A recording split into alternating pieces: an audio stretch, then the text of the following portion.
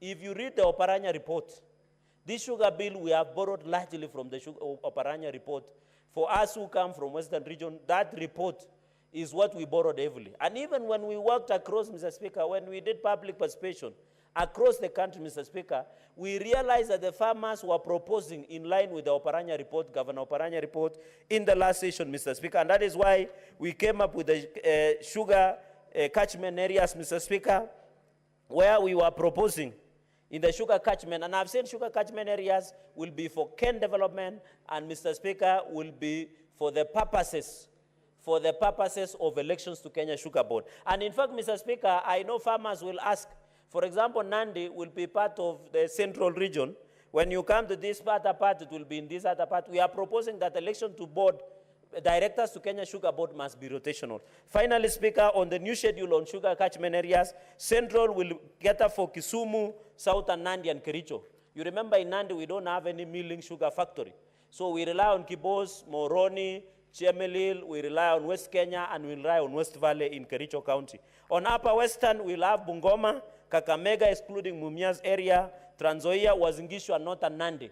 For us in Northern Nandi, Naitiri, and Butali will be nearer. On Lower Western, we'll have Mumias, Busia, and Siaya. On Southern sugar catchment area, we'll have Migori, Homa Bay, Kisii, and Narok. And in Coastal, we'll have Kwale, Tana River, and Lamu. Those were proposed catchment areas that we hope our farmers will be comfortable with, because, Mr. Speaker, you go into a county, they don't have a factory. For example, Nandi, we don't have a sugar milling factory. We only depend in Kakamega, Naitiri, and Butali.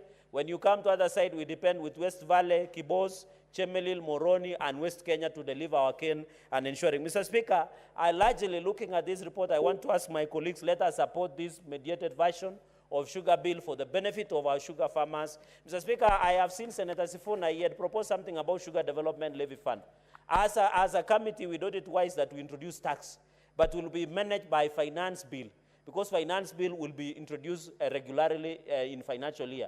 The reason we want to introduce sugar development levy fund is also to cushion and encourage our local milling factories to ensure that we take care of industrial sugar. I know the argument will be, if that industrial sugar will be levied, they must transfer taxes to confectionaries like biscuits and other that is used in industrial sugar processing. But I think it was wise to cushion, because we should also look at inward. We should look inward.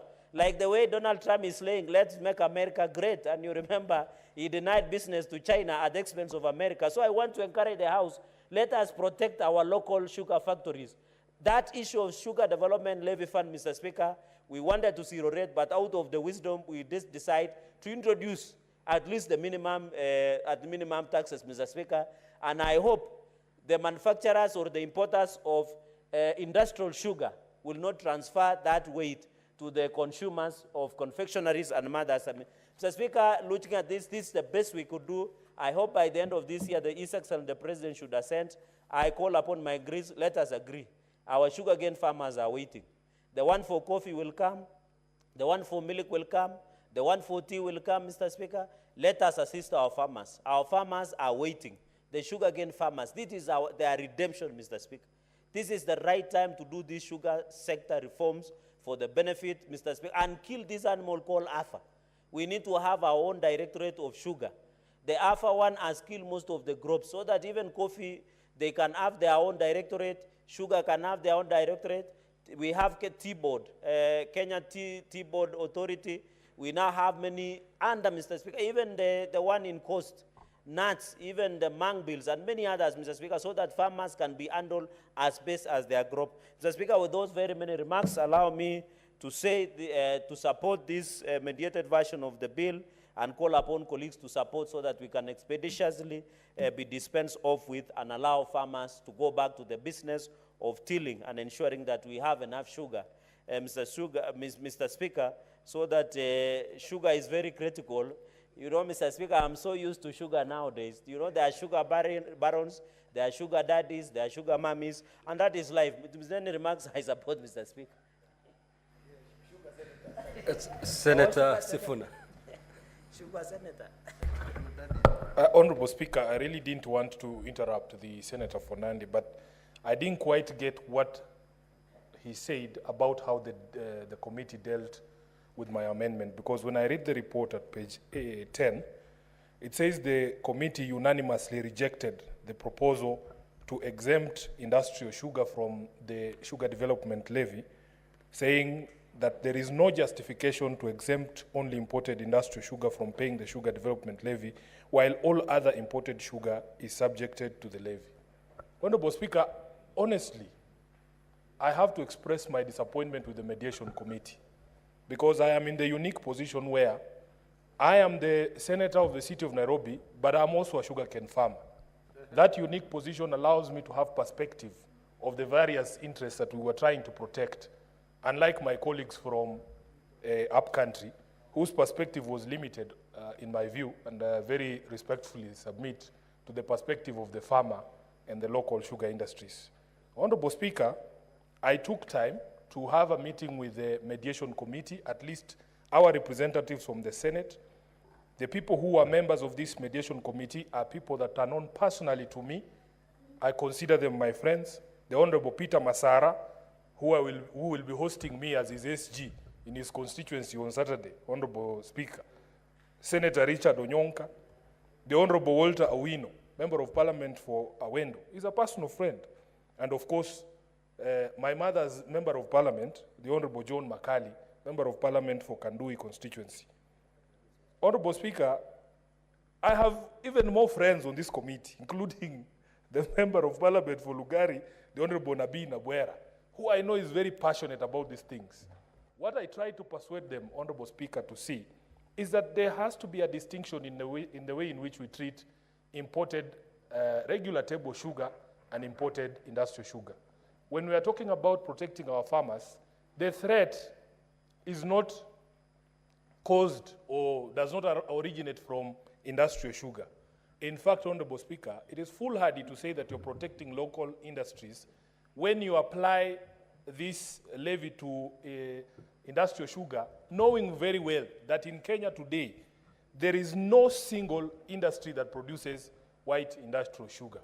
So I was hoping that a distinction would be made, because Honorable Speaker, as a senator for Nairobi, the industries that we are talking about account for 60% of all employment of the people of Nairobi. These are big stakeholders for city senators such as myself. If there is no local production of a commodity, you cannot claim to protect local industry when that local industry does not exist. In fact, I pleaded with the mediation committee that they even allow a time frame, like it can be a sunset clause that immediately the country is able to produce or to have capacity to produce white industrial sugar, then maybe we can introduce this levy. Honorable Speaker, this white industrial sugar, the reason why I was seeking that exemption is that it is used in just about everything that we consume here in Nairobi and across the country. It is used in baked goods, confectionaries, that is sweets, juices, sodas, and beer, Honorable Speaker. And over the period of time that we have seen, although the Senator for Nandi was pleading that the industry should not pass this cost, I can assure you that no manufacturer is going to take this cost upon themselves.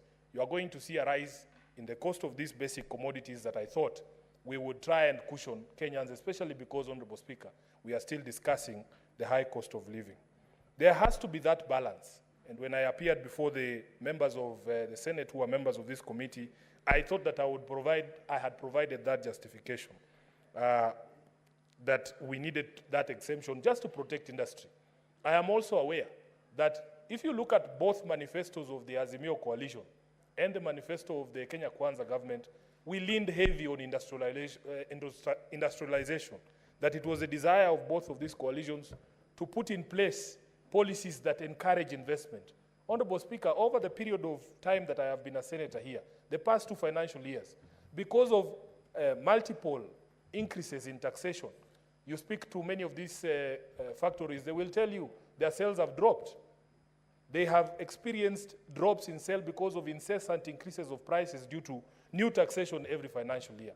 And I suspect that this is also going to put the pressure further on these manufacturers because, Honorable Speaker, it is going to increase the cost of production. When the cost of production increases, and then we see higher prices for these commodities, we will see lower sales, which directly translate to shrinking employment in terms of the number of people that can be hired. Factories in Nairobi here, Honorable Speaker, that have closed down entire production lines because they can no longer manage to sustain the cost of wages in those factories. So, Honorable Speaker, whereas I supported wholeheartedly the sugar bill, especially from the perspective of the farmer, I had hoped that at least on this particular single issue, the committee would have accommodated the manufacturers as well, so that as we encourage and develop our capacity to produce this commodity locally, then there is really no need for us to lump this together. I had a conversation, Honorable Speaker, with the Honorable Emmanuel Wangwe, who's my neighbor up country, and also a friend, and was the chair of this committee. And his explanation is that there have been instances within the industry where people actually import regular sugar under the guise of industrial sugar. And my argument to him then was that, yes, in just about every endeavor in this country, there are people who will try to be clever and circumvent rules and so on and so forth, but it should not be a cause to mete out punishment on the entire industry. So let it be what it is. I am hoping that the members of the committee who have not spoken will be a little bit clearer than the Senator of Nandi, about what he was saying the committee was proposing to do with industrial sugar in light of the matters that I have raised, Honorable Speaker. I don't know if he meant that when the next finance bill is brought up, that there will be an exemption, or that I really didn't get the reasoning of the committee, and I'm hoping that somebody will clear that up for me. Other than that, Honorable Speaker, I am in full support of all the other amendments, because these are proposals that we supported here on the floor during debate on the actual bill, and I'm hoping that it will now go to assuage the situation on the ground. I can also confirm, Honorable Speaker, that the roads, especially around my rural home, are in a terrible state, Honorable Speaker, and we're hoping that once this levy, now that you have decided that you must take it, Honorable Senator Cherargei, we will be seeing an improvement in the county roads because they will be having resources to be able to repair and maintain these roads. Honorable Speaker, with those many remarks, I thank you and I support. Senator Issa.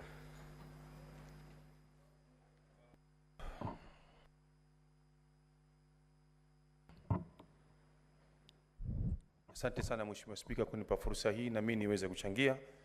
Mheshimiwa Spika, mimi kama seneta wa jimbo la kaunti ya Kwale, kwa niaba ya watu wa Kwale, mimi naunga mkono hii sugar bill, kwa sababu hii bill, kusema la kweli, kama sasa kule kwetu Ramisi kuna matatizo mengi sana, hasa kwenye kile kiwanda cha Ramisi. Hivi sasa Mheshimiwa Spika, hivi karibuni tulikuwa na tatizo kwamba wafanyakazi katika lile kiwanda waligoma kwa sababu usimamizi mbaya wa kile kiwanda.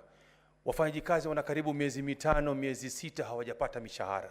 Mheshimiwa Spika, hii bill itakapokuwa tumepitisha sawa sawa, regulation nyingi ambazo katika nchi hii zitaweza kusimamiwa vizuri, kwa sababu kuna watu wengine wanaleta sukari ndani ya nchi kutoka nchi za nje, sukari za rahisi sana, ambapo sukari zetu katika nchi yetu ya Kenya huwa hazina bei, hazina thamani, Mheshimiwa Spika. Kwa hivyo mimi, Mheshimiwa Spika, kama alivyosema Senator wa Cherargei, mimi namunga mkono. Senator Sifuna alivyozungumza namunga mkono kwa yale marekebisho ambayo atakafanyika. Na hii sekta sukari, Mheshimiwa Spika, tuna shida nyingi sana, especially kama kule sehemu ya Kwale hivi sasa. Hata juzi karibuni pia nilisema katika mkutano, kama huyu mwekezaji wa sukari ameshindwa na hichi kiwanda, basi kujie mwekezaji mwingine ambaye ataweza kuendesha kile kiwanda, wananchi wapate manufaa. Kwa sababu sasa hii kile unavyosikia, baada ya miezi 2, miezi 3 unasikia kuna mgomo, ni kwa sababu ya usimamizi mbaya. Kwa hivyo hii bili mimi naunga mkono sana, kisha sana Mheshimiwa Spika. Kwa haya machache, asante sana Mheshimiwa Spika. Senator Eddie.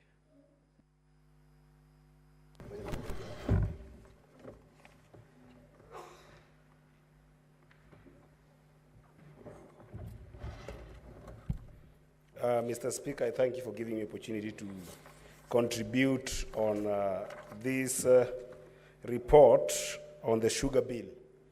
Mr. Speaker, yesterday, I indeed sought, a quorum problem so that I could be able to ensure that many people, as many senators as possible, can be able to contribute on this bill today, because I think it's the most important bill that you can support this year, Mr. Speaker. I think that in every home here, Mr. Speaker, there is a cup of tea waiting for people in the morning or in the evening. Whether you're taking your tea with milk, like my friend, Senator Edama Olekina, who cannot do his tea without milk, or whether you like just strong tea, like my friend, Senator Arun Cheriot, who is trying to keep up good weight to play for us in Yala. It doesn't matter. At the end of the day, you want to try and have some sugar in it. And therefore, Mr. Speaker, the development of the sugarcane industry is a very, very important one.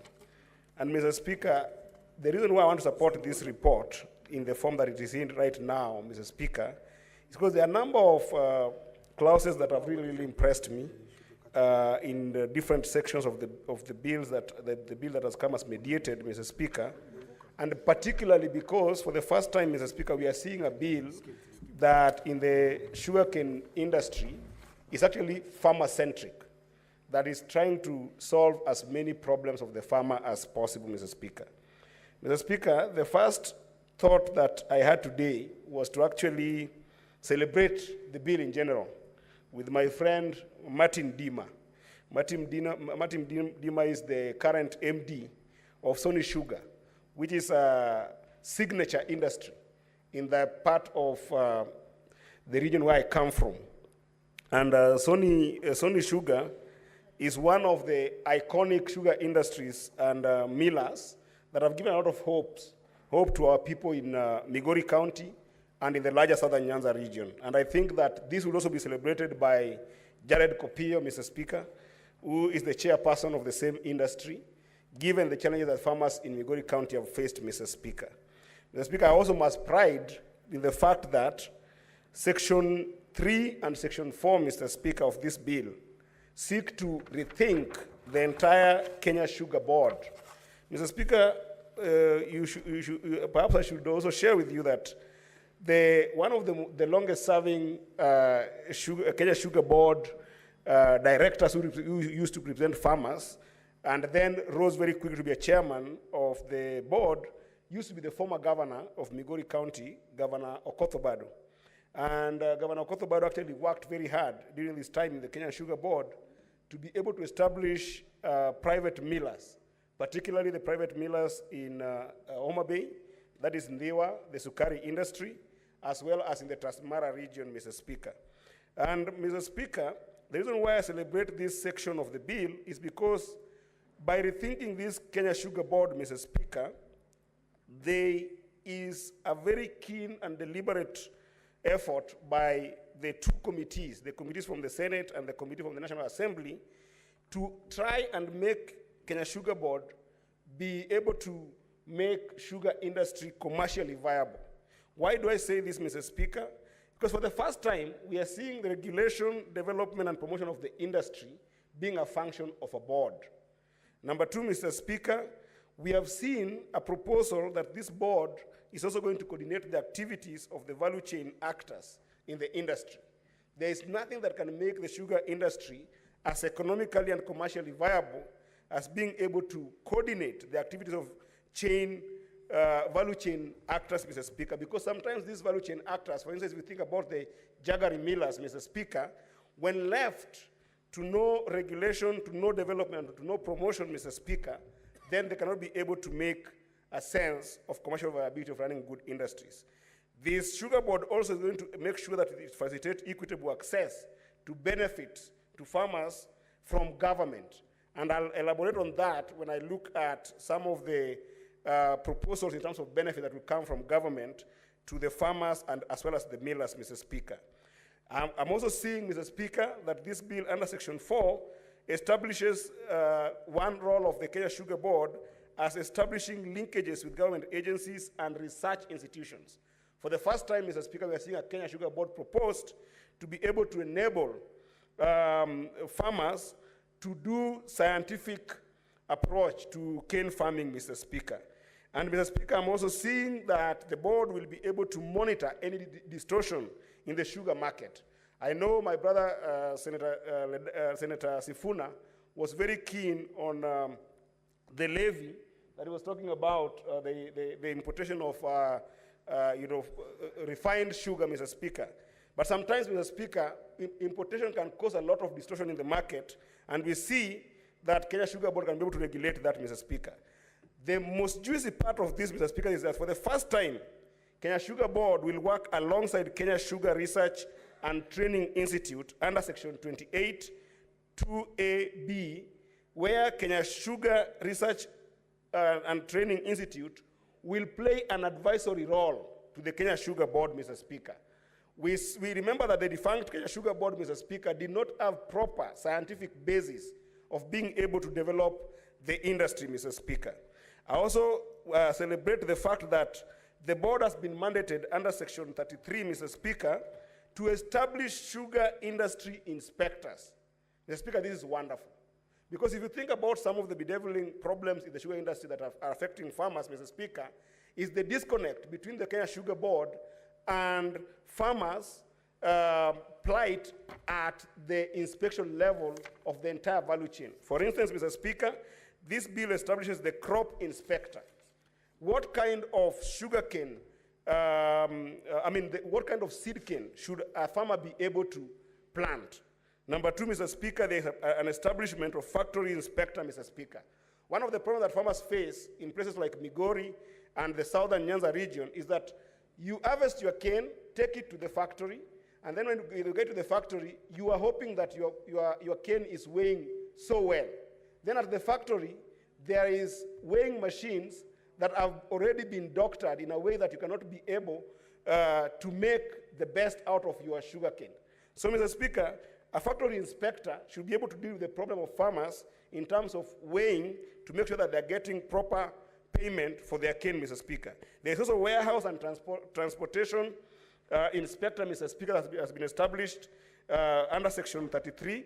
And, Mr. Speaker, this is also fantastic because one of the biggest problems that the sugarcane growers are facing is the fact that things like tractors, Mr. Speaker, have caused a lot of accidents in regions where sugarcane farmers are coming from, because there's no inspector to look at the entire warehouse and transportation chain for sugarcane growers, Mr. Speaker, such that sometimes in places like Migori, Homa Bay, Muhoroni, you will find that at night when people are traveling, Mr. Speaker, you find tractors that have been left by different millers on the road because they are in pathetic condition and therefore ending up claiming a lot of lives, Mr. Speaker. So it is wonderful that we are going to have an inspector who can be able to look at that entire chain, Mr. Speaker. And, Mr. Speaker, close to this is Section 38 of this bill, Mr. Speaker, that has talked broadly about sugarcane development levy that is tied together with Section 39 that end up establishing the Sugarcane Development Fund. Mr. Speaker, for the first time, this fund used to be in the defunct Sugarcane Board, but it was not broadened enough to be able to help the plight of farmers. And, Mr. Speaker, this one establishes some ways of being able to support farmers when they have planted their sugarcane and they've got contract with millers. And after that, Mr. Speaker, you can be able to benefit in different ways. For instance, Mr. Speaker, I would be happy when Migori farmers are able to get funds in terms of bonuses and loans from different millers where this levy, or rather this sugarcane development levy and sugarcane development fund can be able to allow millers to give them some bonuses and loans. If you think about it, Mr. Speaker, some of these problems that we have for farmers is that sugarcane can take up to 18 months to mature. Between that time, the farmer will have spent so much time in the farm, yet, Mr. Speaker, they have problems with school fee. Sometimes they have got medical problems that sometimes need a lot of money, and sometimes it's so difficult for them to get loans in traditional banks or any other source of financing. If this fund is made to function, Mr. Speaker, they can now go to their millers and even seek for vouchers to be able to take their kids to school as they wait for harvesting, so that at the end of the day when they harvest, they can be able to pay back when they're cut in the price and cost of, in the price and benefit they will get once they sell their sugarcane, Mr. Speaker.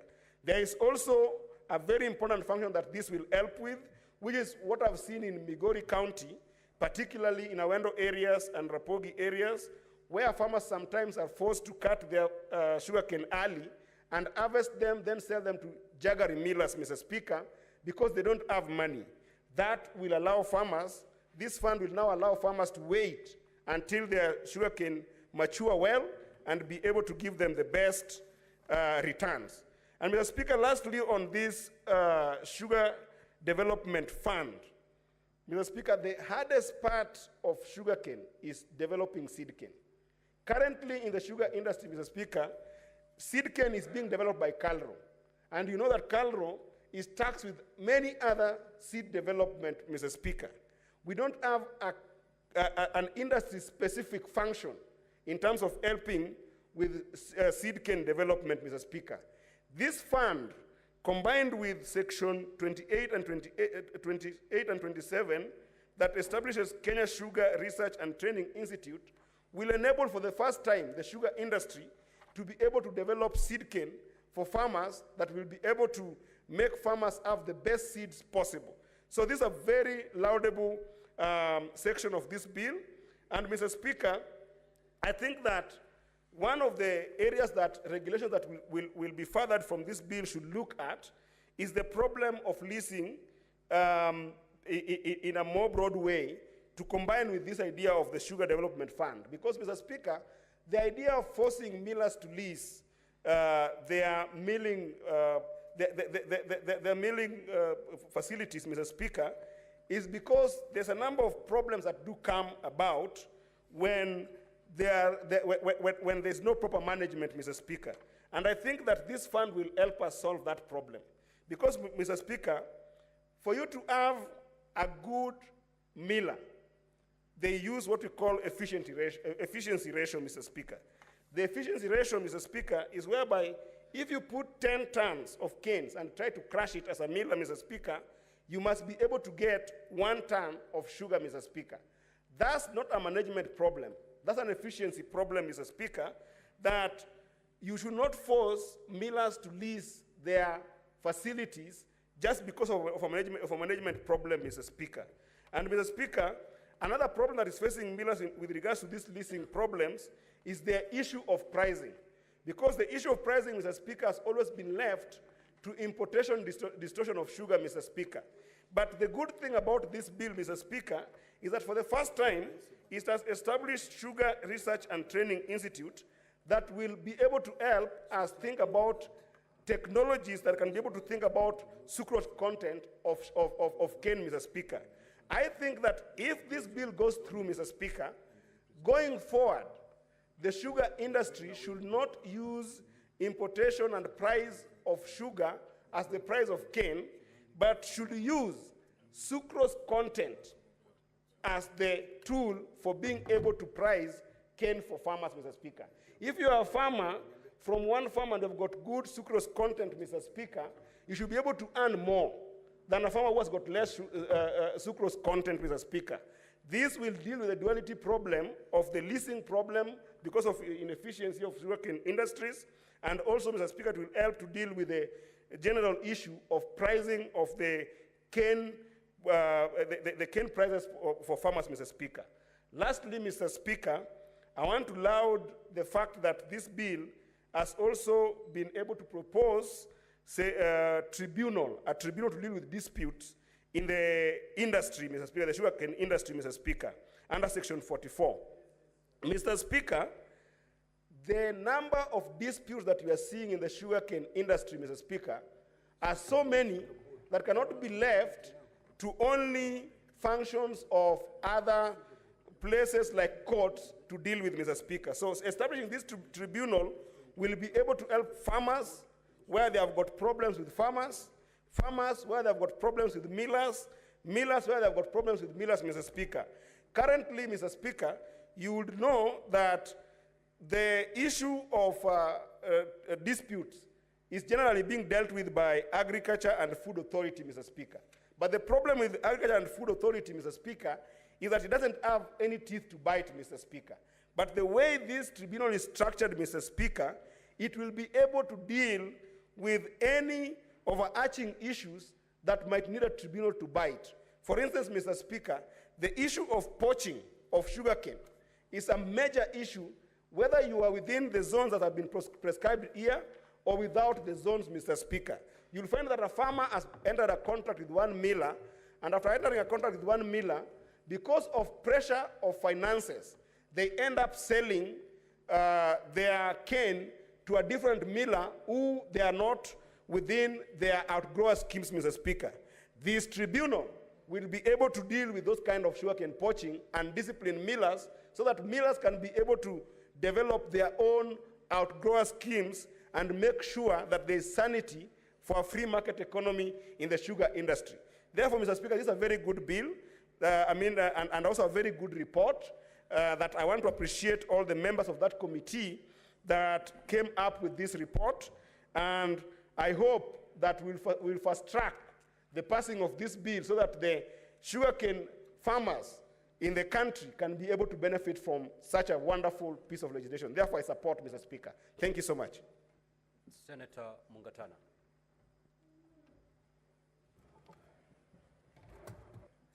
Mr. Speaker, I want to take this opportunity to really thank you for giving me a chance to also make my comments on this mediated version of the sugar bill. Mr. Speaker, may I congratulate the mediation committee for the wonderful work they have done. Mr. Speaker, this bill has come through both houses. We had our own disagreements, and now we have a version which we can work with. Mr. Speaker, I know that still the Senator of Nairobi has raised another issue there, which was not accommodated in the mediated version, but I still believe that he supported, as I listened, the rest of the clauses that were agreed upon. And maybe, Mr. Speaker, we'll need also to find a way to deal with a situation where some really important issues are left out. But on the whole, Mr. Speaker, I think this is a very good beginning towards implementation of the sugar bill. And we will not debate the sugar bill afresh, but support the recommendations of this report. And Mr. Speaker, one of the most critical, in fact, the only issue I'd like to, because I've debated this bill before, but the one thing that I loved in this mediated version is the committee observation in chapter 3. It said, having considered the clauses of the sugar bill, and they named that sugar bill, the committee observed the sugar catchment areas which cover a number of counties. And they said Central covers these counties, Southern covers these counties, and they go on. Lower Western covers Mumias, Busia, Siaya, and so on. And then they go to coastal area, the sugar catchment coastal area that covers Kwale, Tana River, and Lamu counties, which the committee observed will be used for election of representatives of growers in the Kenya Sugar Board.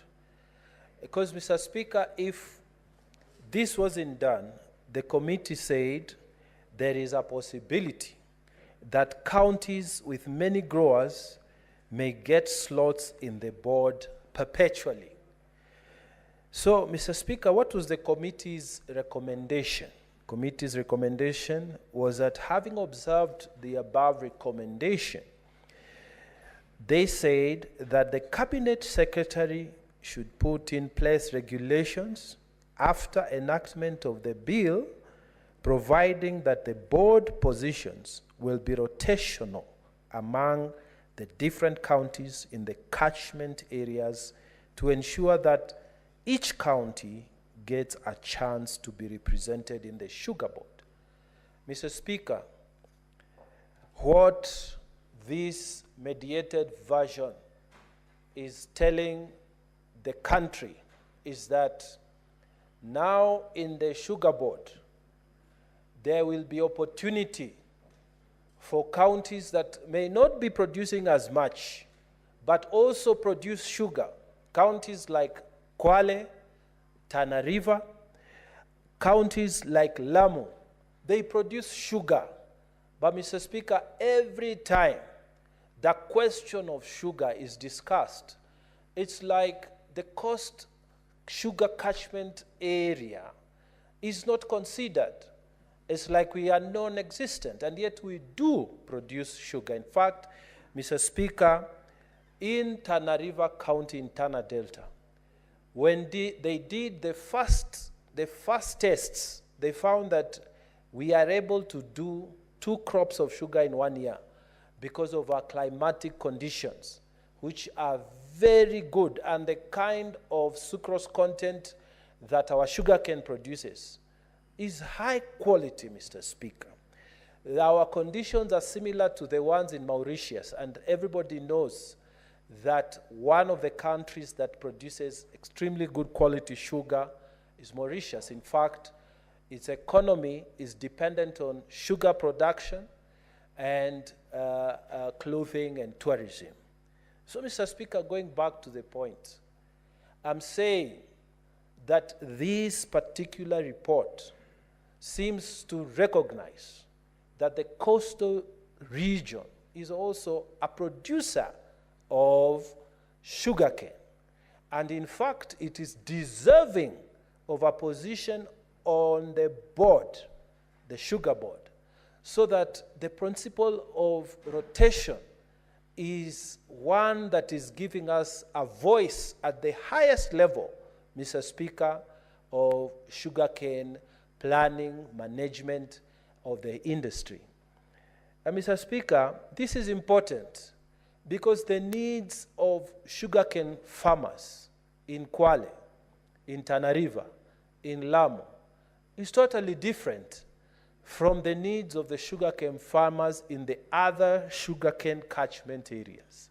And it's important, Mr. Speaker, for our voices to be heard at the highest level.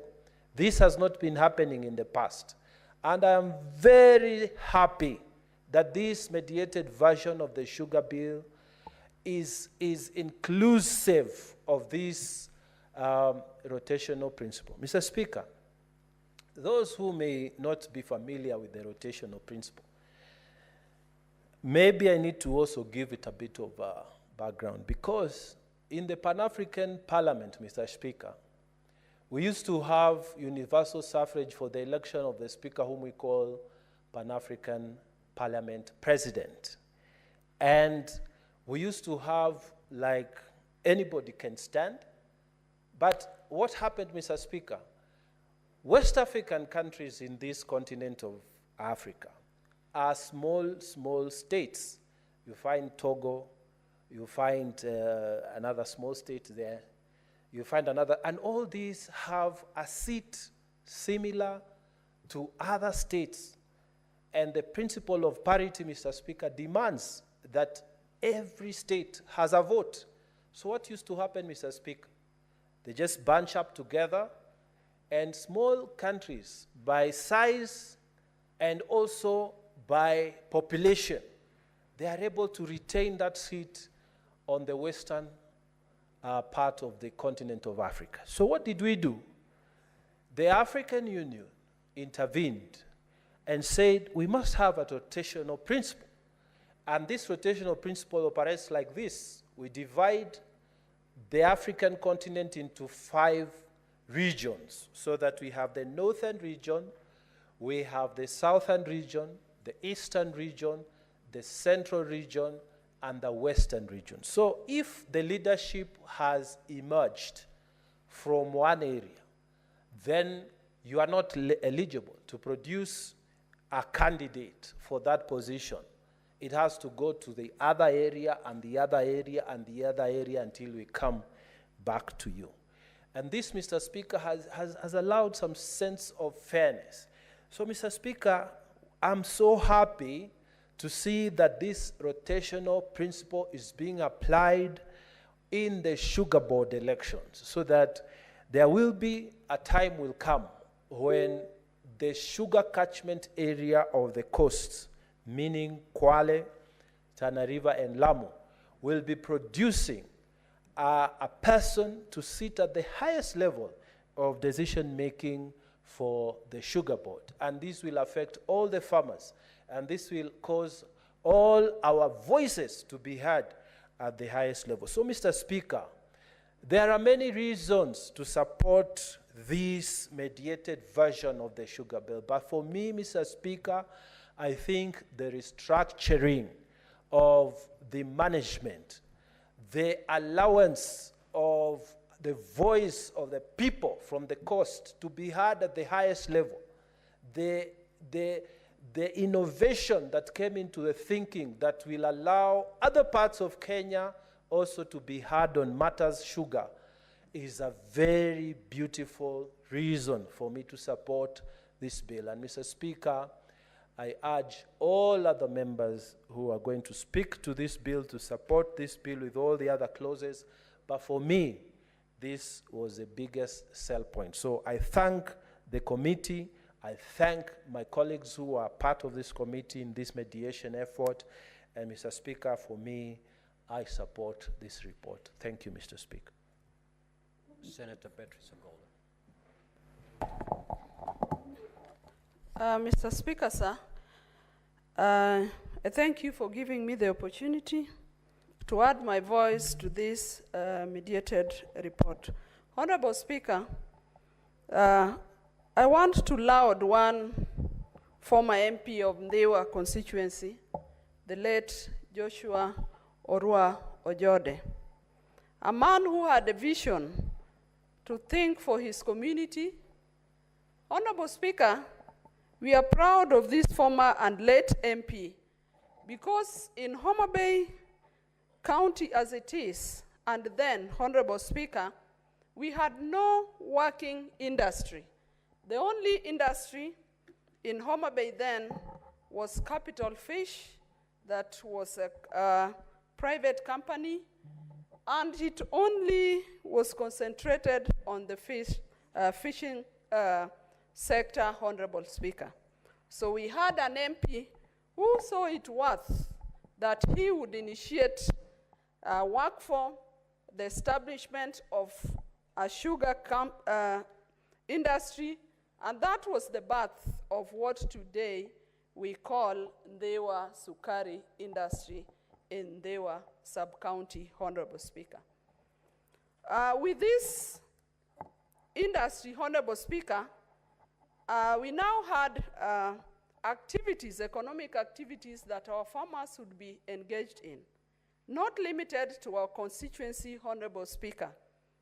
I happen, Honorable Speaker, to be one of the people that Mheshimiwa Joshua Orua Ojode put in place to fight for the establishment of this sugar industry. Amongst them, Honorable Speaker, is the late former chair of the County Council of Southern Nyanza then, called Councillor Jane Were. May her soul rest in peace.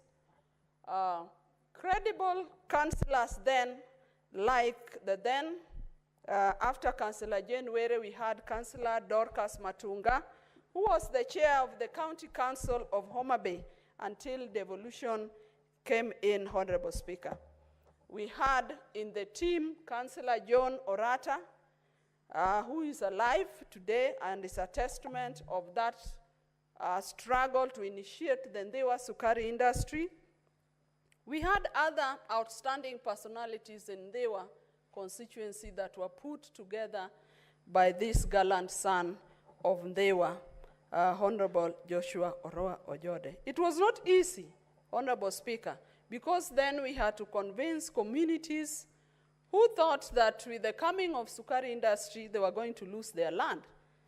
Little did they know that the economy of the region would be jump-started. And so we have farmers who have benefited immensely from the Ndewa Sukari industry. Our farmers are able to pay school fees. Our farmers are able to have money in their pockets. Our farmers have been empowered economically, Honorable Speaker. But with this, all these, Honorable Speaker, there have been setbacks also. And I'm happy, and that is why I want to support what is before us today, Honorable Speaker.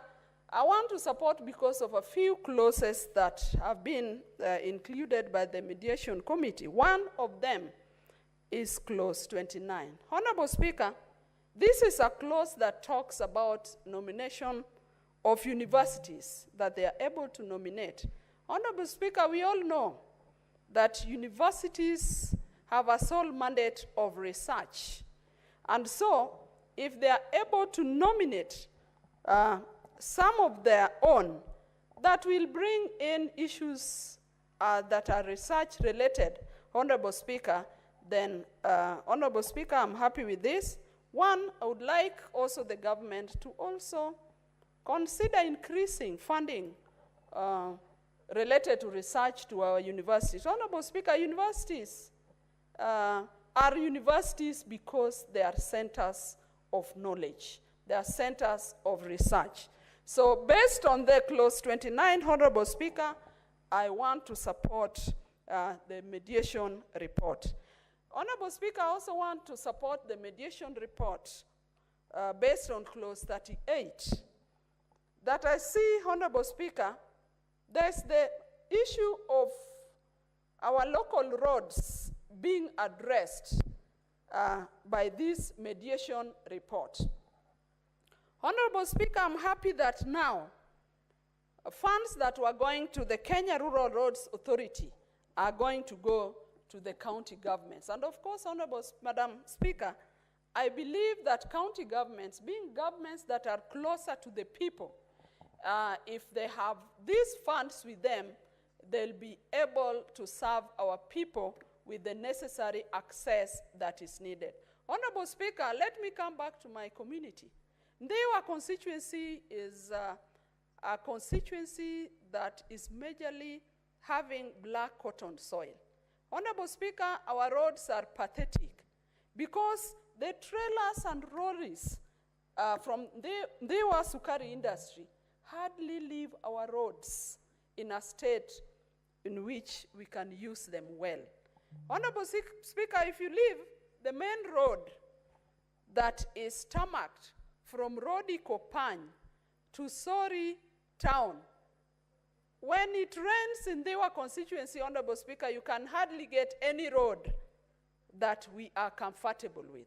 And yet, there has been money that has been given to the Kenya Rural Roads Authority, and yet we have no roads, access roads in Ndewa constituency. Honorable Speaker, I will be happy if this money will be made use of. Some of the roads that are in pathetic state includes the Ongeng to Kodiera route, a road that mainly serves those sugarcane farmers. The roads are not limited to Ongeng Kodiera Road. We have the Mirogi Opapo Road. We have the Ndewa Pala Road. We have the Ndewa Sidede Road. We have the Miranga Gaena Road. We have the Kowonda Riat Road that mainly takes you to the actual industry, that is the Ndewa Sukari industries. We have the Marindi Konyango Rabul Road. We have the Kalamende Osani Road. Honorable Speaker, I'm just mentioning a few of those roads. But what I'm saying is that my constituency, that is Ndewa, is suffering because of lack of roads that is worsened by the use of the heavy lorries from Sukari industry. So I support this because if the county governments are going to handle these funds for the for the improvement of the roads, then as a people from my community will be looking up to the upgrading of these roads. I also know, Honorable Speaker, Madam Speaker, that sometimes, having been in the Senate, sometimes counties, senators are, the Senate is only so important to the extent at which we fight for funds to go to the counties.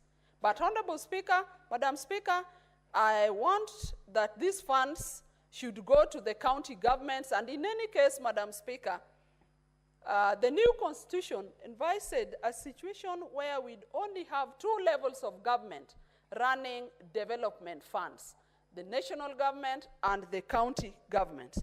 So, Madam Speaker, if these funds from KERA can be handled by the county governments, then I'm happy that from my sub-county, we will be seeing our roads being done. Honorable Speaker, I also support this mediation report because of clause 59. It is reference to availability. There's going to be inspectors. Honorable Speaker, this will ease some of the problems I've had with sukari industry. And Honorable Speaker, when I mention sukari industry every other day, it is not for any malicious reasons, but it is because this industry that is in Ndewa makes the Ndewa people so proud, but we want it to serve the Ndewa people well. In the past, Honorable Speaker, I've mentioned and brought to the floor of this House the various accidents that have been occasioned by the trailers, the sugarcane trailers from sukari industry. The major deaths have been suffered by the border riders in my constituency and in my county, particularly because there's no regulations that bars the trailers from moving in the night, Honorable Speaker. I remember the last time I brought it here, and CS Murkomen at that time was the CS of Transport, and they promised that this would be addressed because, Honorable Speaker, most of these accidents in Ndewa occur during the night when it is dark. Honorable Speaker, these trailers, when they approach you at darkness, you see the light as if some border is coming. Little do the borders know that that is a whole trailer carrying sugarcane, covering the whole of the road, and thus the many accidents that our boys and our border riders have had, Honorable Speaker. So with the inspectors, Honorable Speaker, we'd be able to engage the sugar industries, and in particular in my case, the Ndewa Sukari industry, into some of the best practices that we'll want them to have. And where, Honorable Speaker, accidents have occurred, which of course we want to be avoided, Honorable Speaker, we would like a situation where the industry would be able to compensate where life and property has been lost that is not warranted. Another aspect of the inspectors that I like, Honorable Speaker, is that the inspectors will be looking at that laws and regulations are adhered to. One of the key